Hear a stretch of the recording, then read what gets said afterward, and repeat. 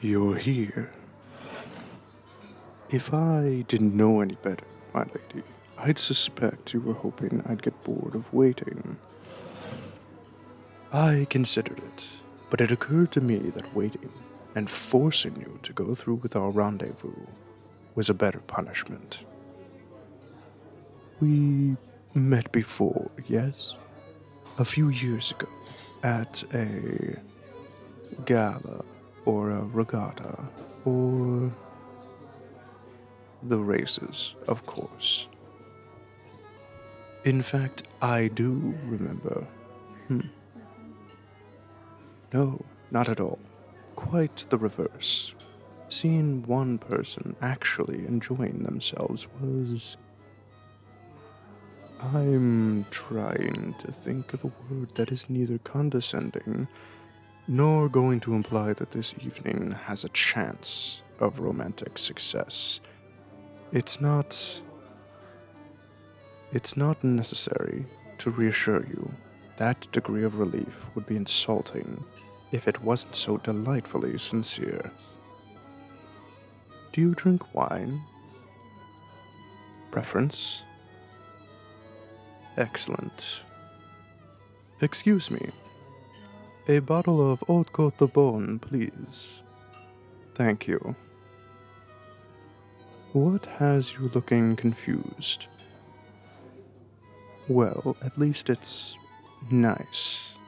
I know some of our fellows find politeness to the serving class distasteful.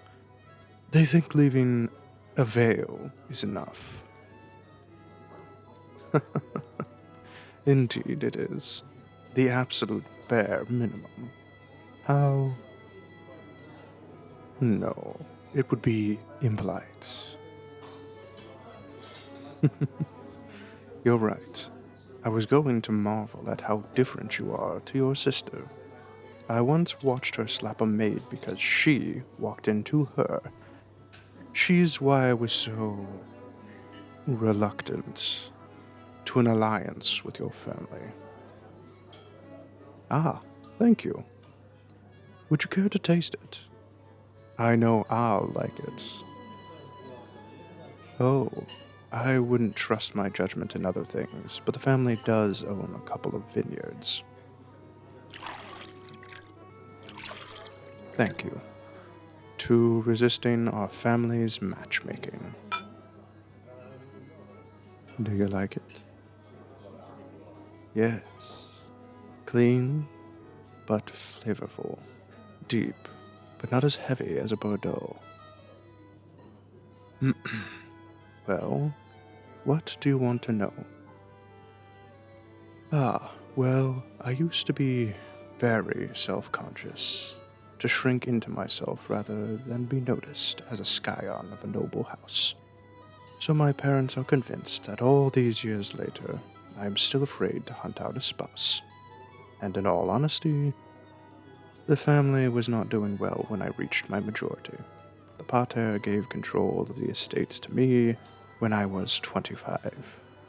And now we are once more as wealthy as we were pretending to be. Exactly.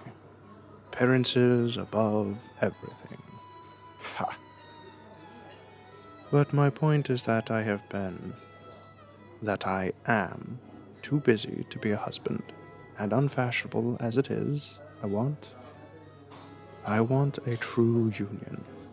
I want my wife to know that she is loved, honored, cherished, not merely a... what are they called? No. Milestone. That she is not merely a milestone reached in the journey of successful noblemen.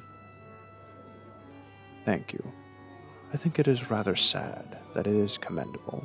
I feel it should be the bottom rung, and yet so many of our sort flail past it. Exactly. All it leads to is acrimony and bitterness.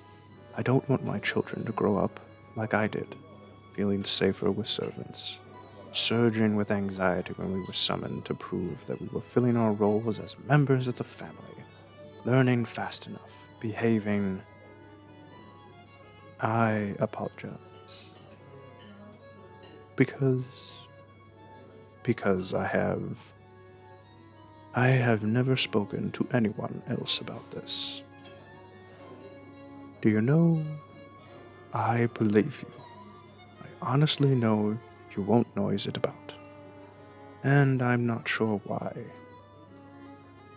I suppose so.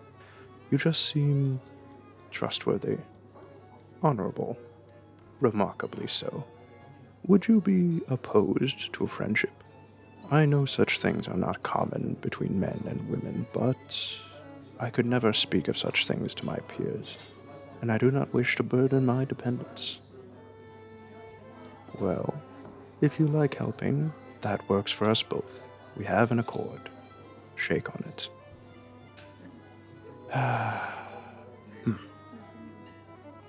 No, I did not realize you had removed your gloves. You have,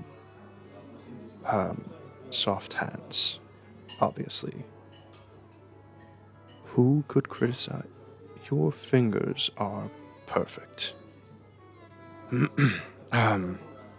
If you'll pardon the presumption. Let me see.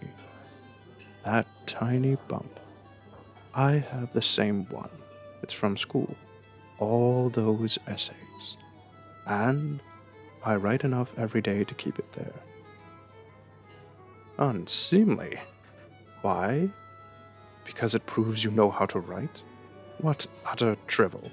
Nonsense. Are you a letter writer or an avid journaler? We have reached the point of being confidants, my dear. You can trust me not to betray you. Novels? What sort? I adore Ivanhoe. Any book that apes that romanticism in the time of knights and errantry is a welcome read. I would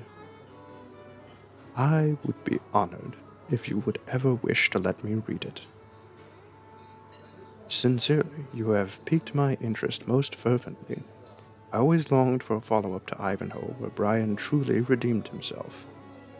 Not with Rachel. He most certainly does not deserve her, but in humble service to someone in need, assuming nothing, no entitlement to his lady's affections. Precisely. What is your current work about? Well, now I'm tempted to marry you, just to hear how the story goes.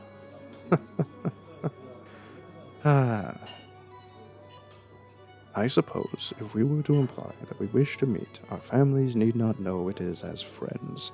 I could read over your work. Perhaps you could glance over, well, confidants, right. I write a column for a periodical on convincing the old-fashioned to accept modern ways.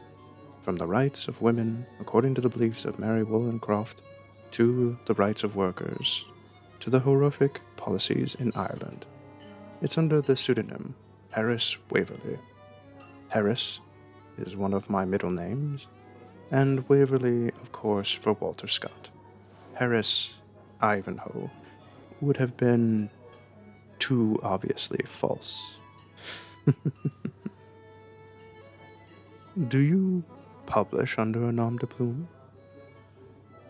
Oh, well, I hate to promise in case you're awful. But I will absolutely help to see you published under whatever name you please. Your mother thoughts about inky fingers be damned. The more I think about it. Well, nothing. I lost my train of thought. I do have dogs. How did you... Well, you see, I wanted to make a bad impression, so I deliberately tussled with my girls before coming out. You are not intolerant of the hair, are you? You do? Another point in favor of our friendship. Anyone who says they love dogs with such light in their eyes has to be all right. They are foxhounds, runts with no aptitude for the hunt, so while my father and his red-faced cronies ride all over with a pack of animals, I rescue the incapable. Well, Rosie seems to simply not care. A cat could run right past her nose, and she'd just watch it, as if to say, "My goodness, what an excitable creature." Bethany, however, is easily distracted and would lead them into an inn in search of sausages, or through the brush looking for particularly smelly mud in which to roll. Do very well as pets, provided I take them out to the park in the mornings. The hardest part is stopping Bethany leaping into the serpentine. You have me blathering on again. You like it? No, I suppose not many people allow themselves simple joy. Rosemary and Bethany have been great companions for a man who tolerates parties out of an obligation, and would handle all of his business via letter if he could. Do you have dogs? Ah, not anymore. I'm sorry. We walk in Hyde Park on Mondays, Wednesdays, and Fridays. Green Park on the alternates, St. James on Sundays. Usually between 7 and 8. I know it is early for the season, but should you wish to... Great. Marvelous. We'll see you there. Listen, I ate before I came. Another attempt at distancing. Ha! You did too. What a pair. Anyway, the puddings here are excellent.